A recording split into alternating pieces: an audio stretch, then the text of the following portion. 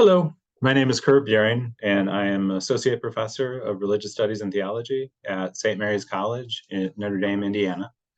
I teach several courses, including our Introductory Religious Studies and Theology course, a course called Faith in Action, which is a social justice-oriented class in which the students participate in community service with local organizations, and a few seminars, including a seminar in religion and science, and I teach a course on Islam and one on African American theologies. Black religion is my primary area of scholarly interest, and I've written two books in that realm. One, the first book, is an exploration of African American and Jewish responses to the problems of racism in the Holocaust. And then the second, more recent work is looking at ideas of the spirit within African American religion and particularly Black Christianity. And that required me to explore sort of the context of African traditional religions as well as Afro-Caribbean religions. And this paper is a distillation of that second book, that second work. So thank you for your time. The title of the paper is A Theology of Spirits, and let me share a PowerPoint with you.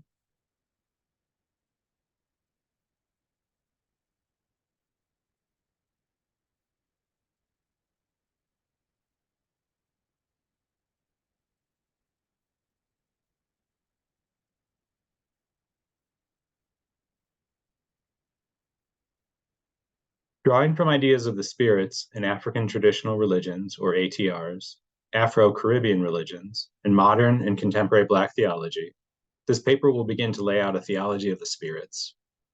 I believe this theology may help to address what I perceive to be an underdeveloped aspect of Black theology, namely pneumatology. The theology of the spirits I suggest here draws from these rich resources and conveys the idea of the spirits as vibrantly present and dynamically active in the world. This theological perspective offers a vision of a God who is one, though experienced in many ways, a God who is infinite, but is also immanently present within the world and lovingly active, and a God who is enormously powerful, yet is interactive and even interdependent with humanity in the journey toward liberation, wholeness, and positive transformation. There's not been enough attention paid to the Holy Spirit within contemporary Black theology. To be clear, within the religious lives of many African Americans, the Holy Spirit is alive and well. However, this phenomenal reality has rarely been reflected in the published works of academic Black theologians. This lacuna was noted decades ago by prominent thinkers such as J.D. Otis Roberts and Major Jones. More recently, Anthony Reddy has concurred, saying that while Black theology has always spent a great deal of time and effort on Jesus, there's been relatively little on the Holy Spirit. This matters, Reddy argues, because greater attention to the Spirit can provide a helpful means for enabling Black theology to better engage with the lived realities of ordinary Black people.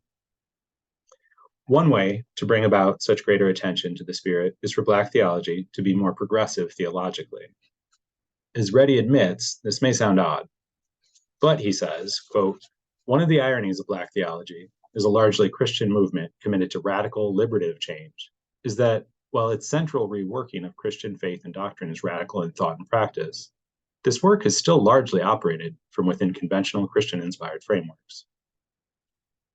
Though not exactly what Reddy means, this idea might be used as a stepping-off point for more radical theological moves. Black theology could adopt and adapt many theological and anthropological ideas from ATRs and African-derived religions, while still remaining Christian. By incorporating ideas from these sources, I'm calling for a broader, fuller, and stronger sense of spirit. The Spirit is evident within the divine, the ancestors, and humanity. A theology of the spirits draws from a range of sources, including liberative aspects of the Christian tradition, African traditional religions, and Afro-Caribbean religions, particularly Voodoo and Santeria, and the experiences of Black and other oppressed peoples. In a significant sense, this last element is not only a source for my theology, but also the norm. While certainly not simple or monolithic, the experiences of oppressed people are the lens through which I try to encounter the above sources and the measure of various religious insights. In this, I've been influenced profoundly by thinkers such as James Cone and Dwight Hopkins.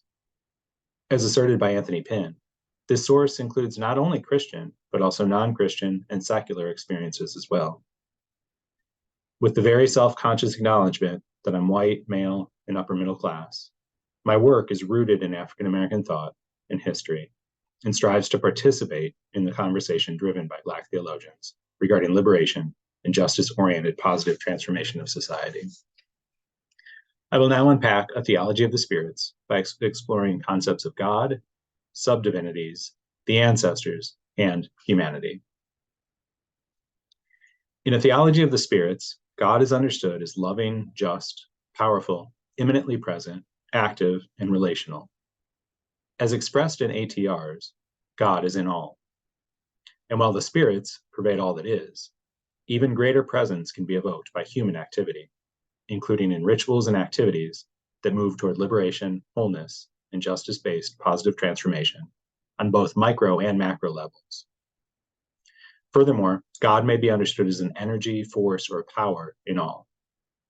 While in many West African cultures, the idea of this force or energy is not identified with the divine, I am advocating for the idea that this energy or force is in fact God, which is rooted in perspectives found in East and South African cultures.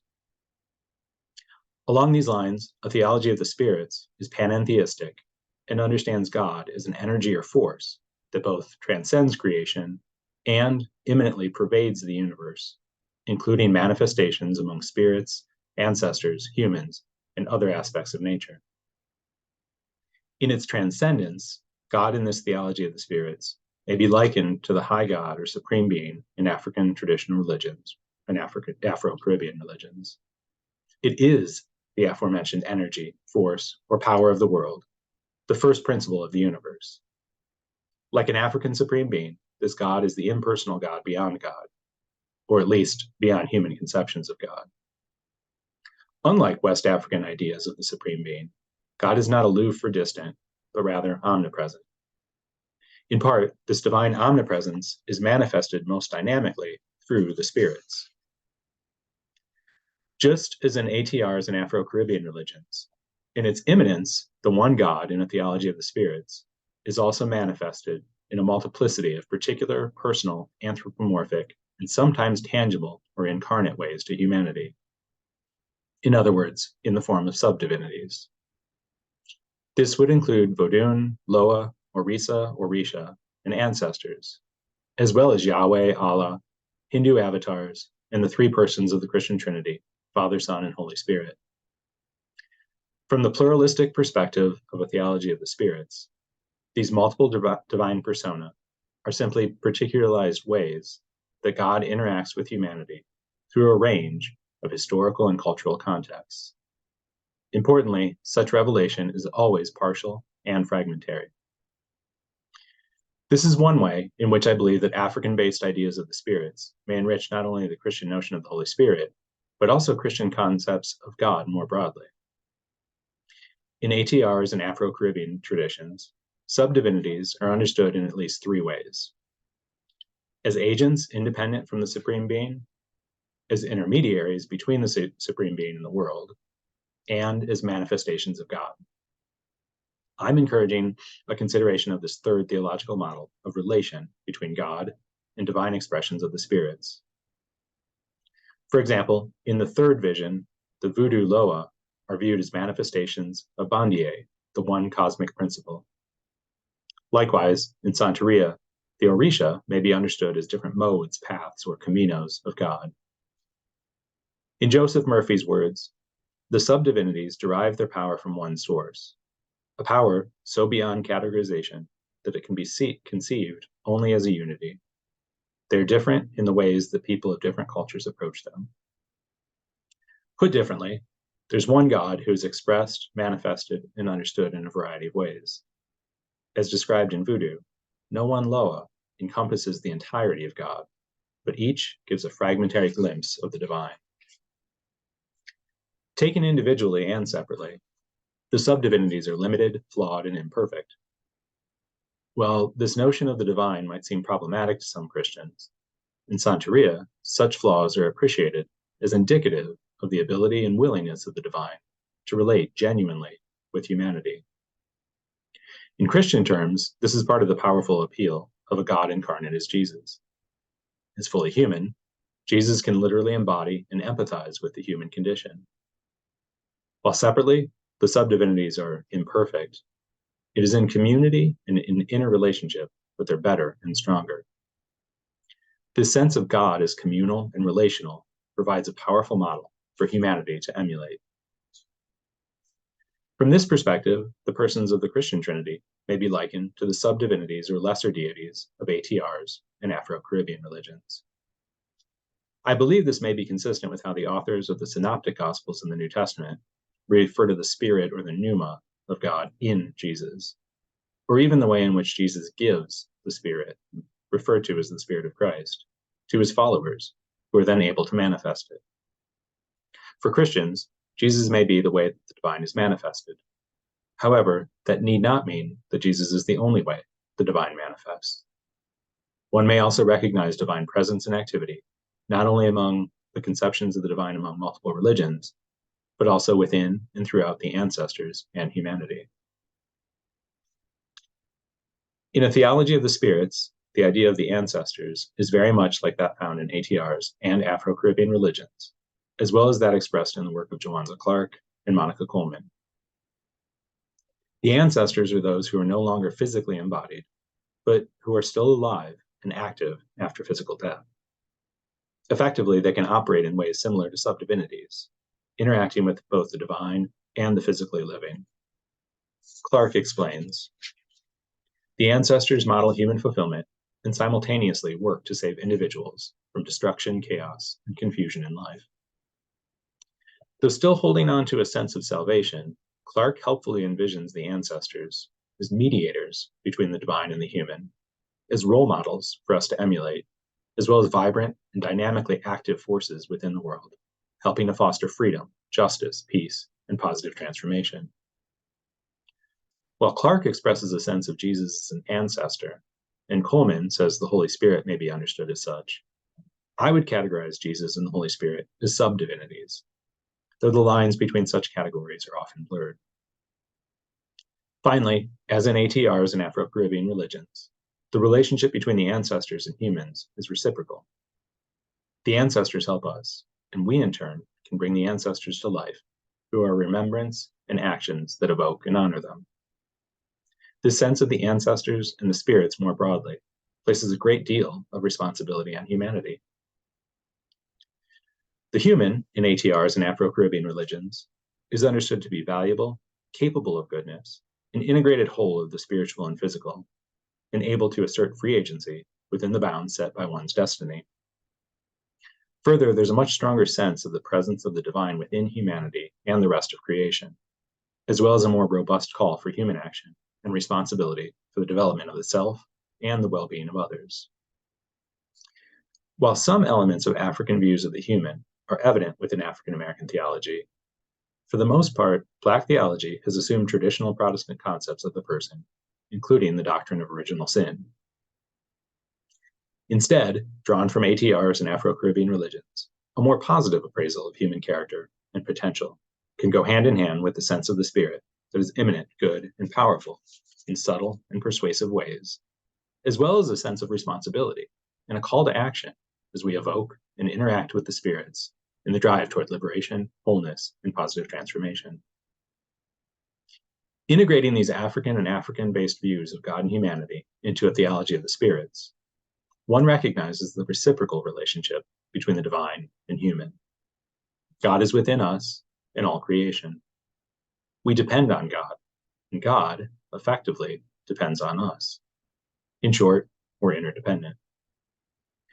In Working the Spirit, Joseph Murphy highlights these ideas, especially in ceremonies of religions in the African diaspora. He explains, in the language of Candomblé and Santeria, the spirit is made by human action. This means that the spirit is made present by gestural metaphors and can be localized or fixed into physical objects and human bodies. But it also suggests The spirit is manufactured by human action, worked from more basic spiritual force into the special force or personality to be reverenced.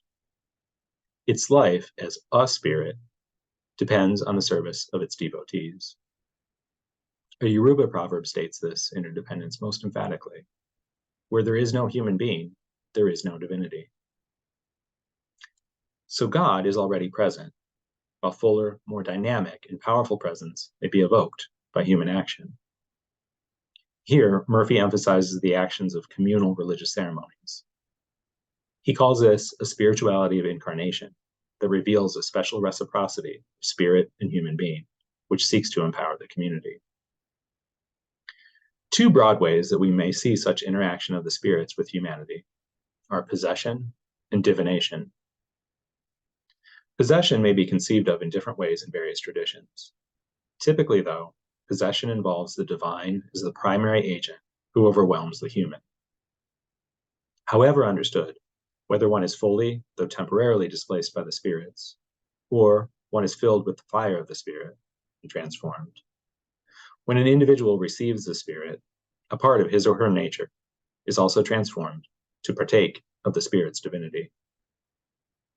Again, in each of the traditions examined here, we already have a God within us. Possession, or being filled with the Holy Spirit, involves a focused or concentrated presence of the spirits within humanity. In distinction, in divination, or in more Christian terms, one might speak of prayer and discernment, the human drives the interaction with the spirits and must interpret the signs of the divine and the corresponding appropriate response. Though the spirits may be active and present when humans act in religious ceremonies and communally, it's not restricted to these forms. God may be present and active in very subtle, seemingly ordinary times and places, as well as in human actions that move toward liberation, wholeness, and positive transformation on both individual and communal levels. While the theology of the spirits shares much with the rest of Black liberation theology, I believe these theological currents are enriched by the sense of God and humanity developed in this work. In this theology, God acts as liberator, but fundamentally, it's humans who must work toward transformation. Such efforts are understood as inspired and sustained by God, who is active and present in the work.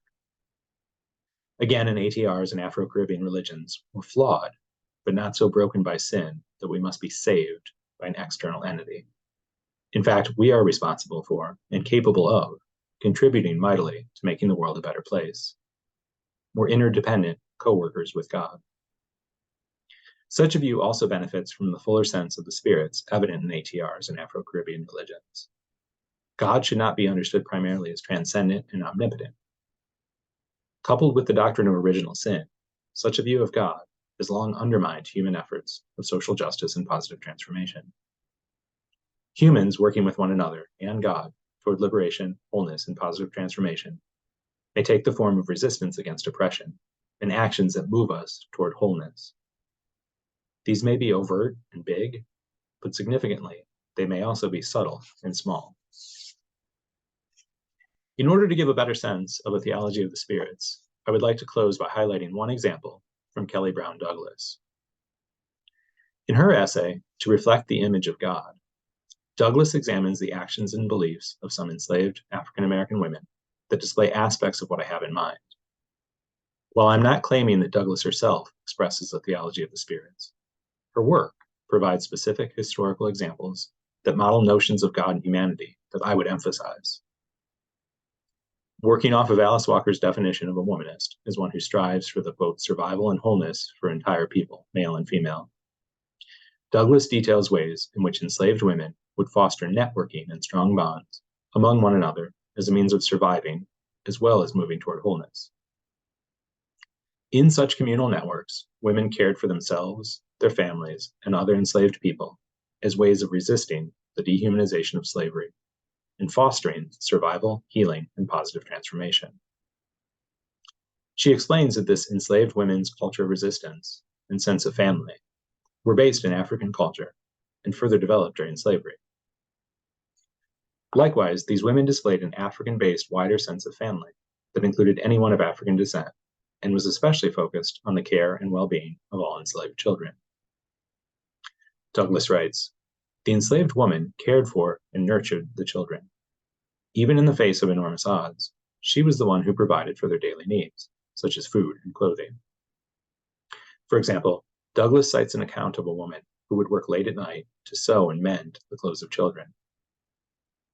Such actions have theological grounding for Douglas, who asserts, as enslaved women nurtured a womanist way of relating to their families and especially their men, they were reflecting what it meant for them to have been created in the image of God. She also explains that for many of these enslaved women, the presence and activity of God were, quote, affirmed in their efforts to promote life and wholeness for themselves and their families.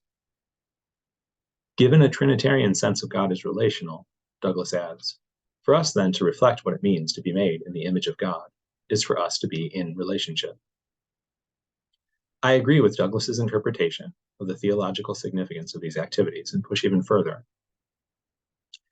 Through the lens of a theology of the spirits, while God was already present, perhaps inspiring and sustaining these acts of survival and care in the first place, I would argue that such actions were effectively the presence and activity of the divine in these instances. That is, a transcendent, all-powerful God did not swoop down and save these women. Instead, a loving, immanently present God acted interdependently with these women in efforts to bring about survival, if not liberation, wholeness, and positive transformation.